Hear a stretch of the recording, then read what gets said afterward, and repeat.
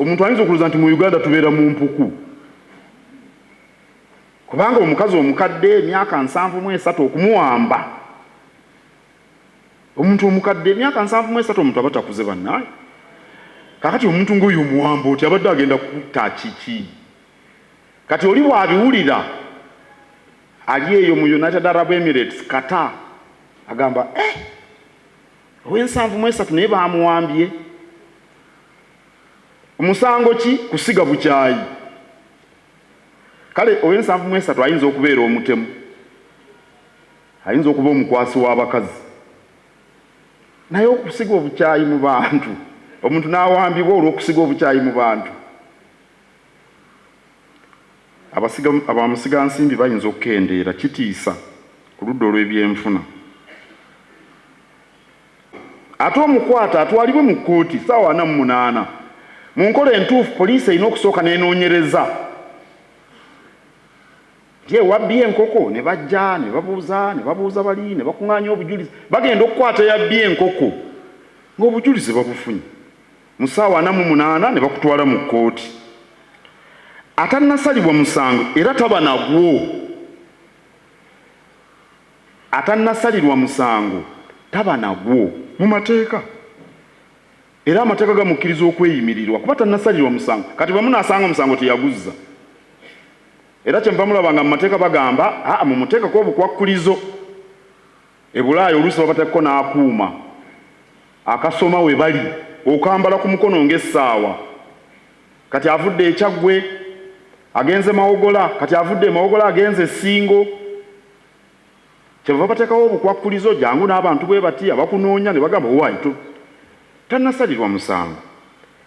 Era bwe wabaawo okweraliikirira nti ajja kutaataaganya abajulizi, abajulizi bakuumibwe. Abajulizi bakuumibwa. Ali omuvunaane bwe kiba kikyera ayinza okugenda Ssingo eyo n'ayogera n'abajulizi. Abajulizi abo bakuumibwa. Era kiri mu nkola mu nsi yonna. Singa omuntu ono batya nti ayinza okutuusa ku mujulizi obulabe, bakuumibwa. Ate eggwanga ddamba lye liwa biddooli terisobola kukuuma mujulizi. Bassebo ne bannyabo obufuzi kubaaniriza musiriikiridde ensonga namwe mugitegedde. Mwami Joseph Sewava Mukasa ye special envoy wa president ku nsonga za Buganda. Tusanyuse nnyo okulaba.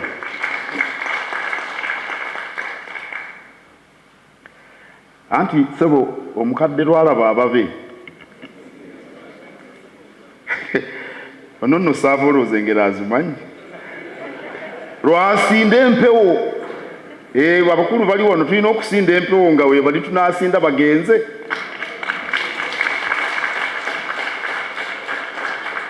Naye tusanyuse nnyo okubalaba. Mutukoledde ddala bulungi. Okubeerawo kwammwe kwongedde ekitiibwa mu lutuula luno. Mbeebaza ebirowoozo byonna bye We are delighted that the Prime Minister of Uganda, the KATIKKIRO of Uganda, has spoken out about the human rights violations, people being abducted, being arraigned in court. It is good that this is now going beyond we politicians, because for a long time it's we political actors that have been speaking about this. But we are glad that cultural leaders are speaking out, some religious leaders are speaking out. There are those religious leaders who are timid, don't want to talk, but there are those who are talking. And look, for me this is no longer an issue of NUP or opposition. It's a question of all the citizens of Uganda, because as we have seen, even our colleagues in the NRM are now, suffering the brunt of violation.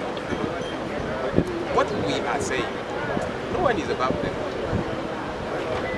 And so anybody can be taken through legal processes. But can those legal processes be can people be produced in court? There's a young man called Christopher Kony, that young man was abducted in April by the military. Up to now, no one knows his whereabouts. How can that be? Sure. How can anyone support that, even if you belong to the NRM? You would be ashamed to say that it's a good thing, because it is not. Because even you and NRM colleague, the other day we were in Parliament and were speaking about our colleague who belongs to the NRM, the Muhoozi woman who has also been taken in incommunicado detention. We are glad she was eventually released. So that's the point, that everybody is a potential sufferer of violation. Can we observe them? I saw Mr. Museveni saying that we should be concerned, we should be pushing for people to be produced before courts of law. And I said, good, but that's what we have been saying. Christopher Godi now is coming for 3 months. Why has he not been taken to any court of law? No one knows his whereabouts. Some months on end, you know. Why do we not follow? You know, that's our appeal, and we are glad that now other voices of cultural leaders, religious leaders are coming out, so that we organize our country. There are 10 a year. I know kutambulira ku mateeka. Fenna tuwansi wa mateeka. Kakati lwaki amateeka gakubeera ffe twogera ku kitugamba era tuli basanyufu nti amaloboozi amalagala Love English for that. Lwa Buganda olutudde olwaleero ng'ennaku z'omwezi 6 omwezi ogw'omusanvu omwaka 2026. Ekiteeso ekisooka, olukiiko lwaniriza enteekateeka ezikolebwa ez'okwebaza n'okujjukira amatikkira ga Ssaabasajja Kabaka Ronald Muwenda Mutebi owookubiri ag'omulundi ogwa 33 ng'atudde ku Namulondo alamula Obuganda.